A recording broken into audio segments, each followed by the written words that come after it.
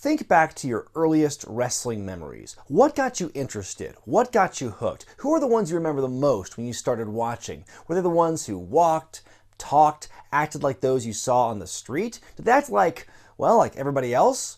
Or were they characters? As time has gone on, fans have turned away from wrestling in droves. There are those niche audiences, sure, but when it comes to the elusive casual fans, well, that well's pretty much dried up. But how can that be? The in-ring stuff is great now. Things look tighter and more snug and stiff and more realistic. It looks like they're actually fighting right now. That should bring the fans back, right? Well, no. See, I would posit a theory that the casual fans don't give a shit about what goes on in the ring. What brings people to wrestling are two things: the story and the characters. Now, when it comes to WWE, the story obviously needs work, but what makes the problem worse is there aren't enough characters. The thing is, we need characters in wrestling. Almost everyone in the mainstream wrestling world now is so boring and plain, and quite frankly, that's not a world I want to live in. We need those wacky personas to counteract and balance out the normal people in wrestling. That balance is vital. And when I say we need a balance, I mean that literally. History has shown that the best time periods in pro wrestling over the last 35 years have seen a proper mix of normal people and outlandish characters, with the outlandish characters actually getting a slight advantage. Every time it goes the other way, that's when things get more boring and fans tune out. In the mid to late 80s, you had an all-American blonde bodybuilder fighting a giant, or a Scotsman, or a snake wrangler, or a guy who was so wealthy he wore suits with dollar signs on them. You also had an Elvis impersonator, island savages, a cannibal from Africa, and a face paint wearing warrior.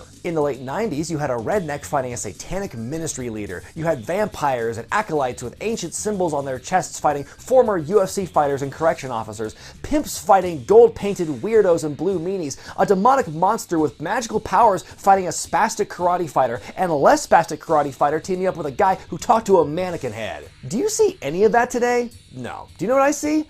I see guys. Just a bunch of guys and gals. Talented and athletic guys and gals, yes, but I fail to see any larger-than-life characters. I just see a bunch of people who look and act like everybody else on the planet.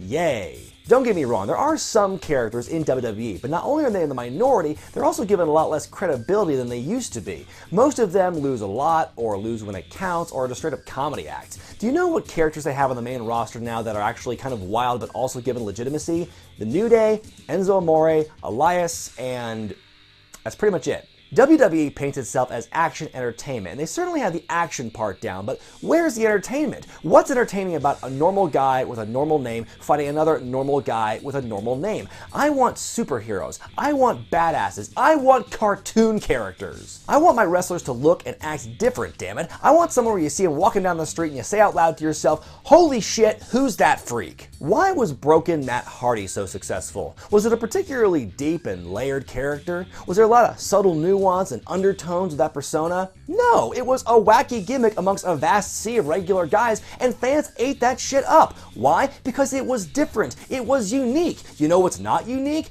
Bland tights, bland haircut, 5 o'clock shadow, slap the leg, forearm, forearm, forearm. I get that we live in a more enlightened time. Kayfabe is a lost art after all. Some would argue it's hard to have outlandish characters in wrestling today because, hey, it's really hard to maintain those characters in public, right? Well, who says you have to? Wrestlers and fans will tell anybody who will listen that wrestling is a performance art. It's theater. It's the standard response to those who say it's a fake sport. Well, look at theater. Theater has wacky, crazy characters, then after curtain call, the actors are themselves again. Are we not allowed to have that in our wrestling for some reason? Let the characters be wild and free in the ring, then scale it back at the merch table. And honestly, a lot of this problem begins at the grassroots level. I can't tell you how many people I've worked with or seen in the independents who proudly state they don't want to have a character or a gimmick. They always want to be badass versions of themselves. They all want to be shoot fighters. Everyone knows how deeply influential the independent style has been to WWE in terms of the in-ring product, and that's happening with the characters as well. I think there's a natural curdling of the blood when people talk about characters in wrestling, because fans sometimes think about guys like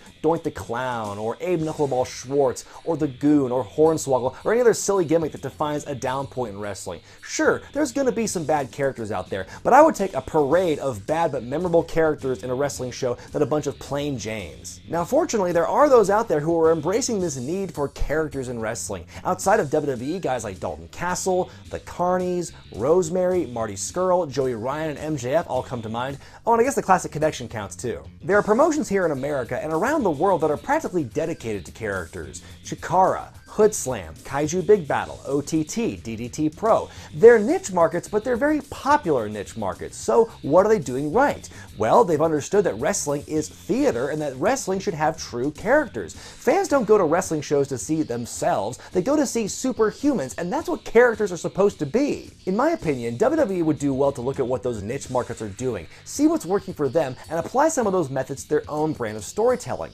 Meanwhile, people on the indies who want to get noticed should pay attention as well. Not everybody can be strong style McMeanface. You need to find your own unique path. If you're like me and you want to see characters make a comeback in wrestling, and WWE in particular, support those characters. Embrace them. Go to their shows. Buy their merch. Share their videos online. The world can be a pretty bland, disappointing place. But wrestling doesn't have to be. I'm Brian Zane, and I'll see you next time.